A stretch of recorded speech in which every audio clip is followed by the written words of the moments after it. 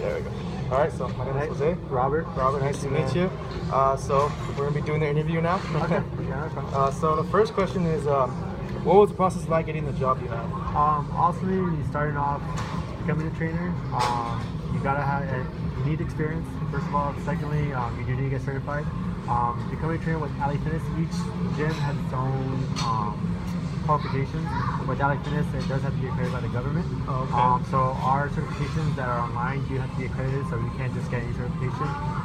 But in our process, you still have to go through our schooling as well. So when you become a trainer, you don't just start off right at the back.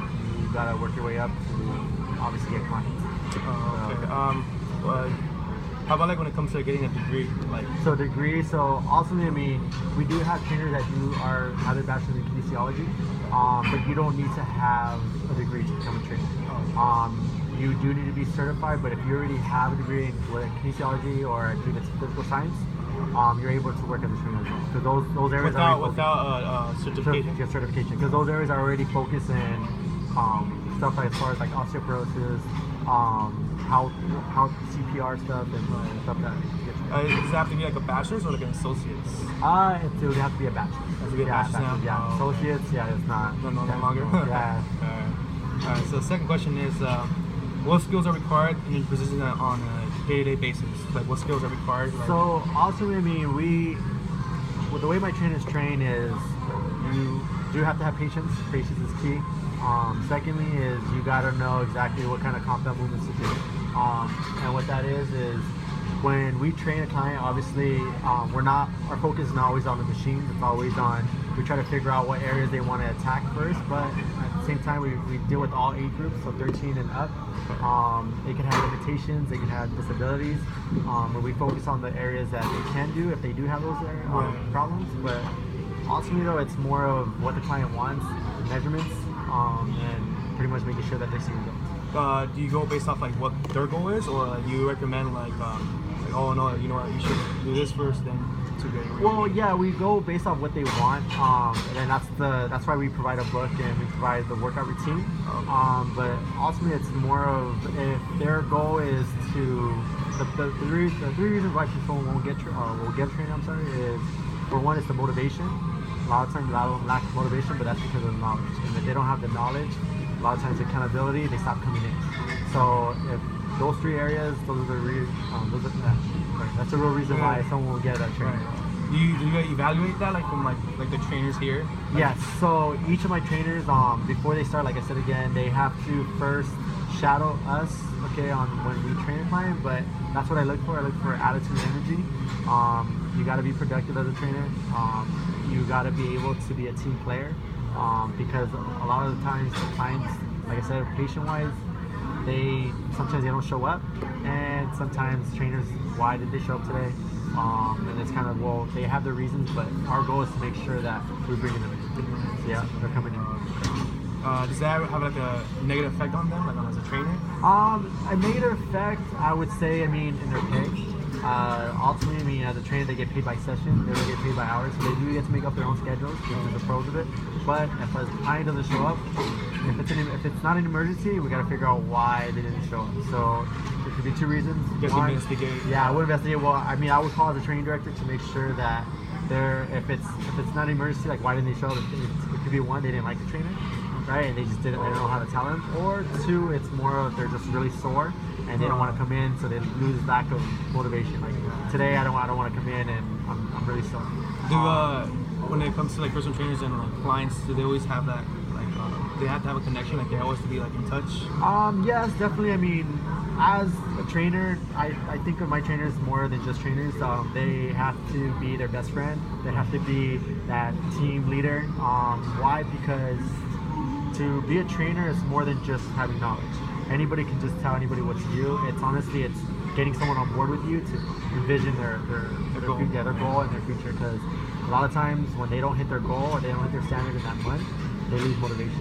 And as a trainer, if you're training with me, and even though we showed you like, hey, this is you only lost 1 inch, right, 2 inches off your waist, whatever, I still need you to do this, and we need another month just to make sure that you do this. So it's kind of, we got to make sure that we're the ones that are pushing them. So we're the motivators. And you guys always set up like the workout plans or their diet plans. Definitely. So diet plans we don't. Liability reasons why, because obviously we're not we're not nutritionists. We're strength training coaches. But plans, yes, we write them down for them. We want to make sure that the client learns. Ultimately, I mean, we don't want them to have a trainer for the rest of their life. We want them. Our goal is to make sure that we help them figure out what they need to do so they can eventually do it on their own. So kind of the way you're just leading them into the Correct. path. Correct. The path, and to make sure that they don't hurt themselves. That would be that's the main goal. Yes.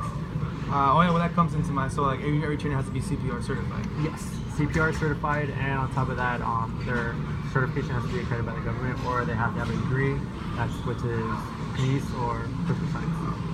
All right, so the third question is, what parts of your job do you find most challenging? Ultimately, I mean, I should say as my trainers, or just as a training director.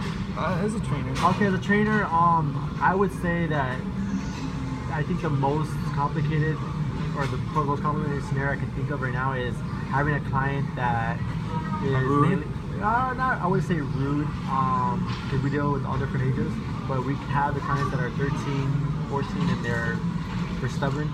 They don't want to do it. Immature. But that's where patients come in as well. Secondly, is we have the clients that aren't able to do a lot of stuff. We have clients that have disabilities, and we'll put them on a machine and this hurts. Oh, this I can't do this, and I can't do this. But as a trainer, we gotta make sure that we're able to adjust, yes, and modify. Make sure that they are comfortable with it, and make sure that they're still happy, regardless of what type of exercise they want. Sometimes we just have people that I want to do this, I don't want to do your workout. And it's kind of like, okay, as long as it fits their goal and it fits their their limits. Or what if it like you created the workout plan for them, but like what if they say like, oh, I don't want to do that? And you kind of find and tell them like, hey, well, look, like we did, okay, let's say it's all like we did legs, but you should be doing. Yeah. Well, we try to lead them into. I mean, we can't force anybody to do what they don't want to do. But ultimately, though, if they were writing out a routine, the moment they sign up with us is the moment that they commit to us that they're going to follow what we want them to do. And the reason why is because our path is going to lead them to their path failed them already. Our path is going to lead them to results. It was what they're looking for. So a lot of times we don't get that. I don't want to do this. I want to do this, unless they're younger. But ultimately they follow our advice. But you went through that, like a personal experience with that? I went through a personal experience when trying to sign somebody up, saying that they have a problem with someone younger telling them what to do. And a lot of times it's I get that, but you got to understand too that my guys are not just anybody, they're certified. Right. And most of my trainers too, I mean, if you look at them, if you talk to them, they're gonna tell you, they're gonna explain to you why they want you to do it that way. They're not just gonna have you do it. There's a reason why. There's an explanation behind everything. Right. Yeah. Cool. All right. So the fourth question is, which seasons of your job are the toughest? Like the toughest seasons? January. The reason why though is sorry to look at you. No. Yeah, the reason why though is ultimately because this is the New Year's that everyone always thinks that they need to change.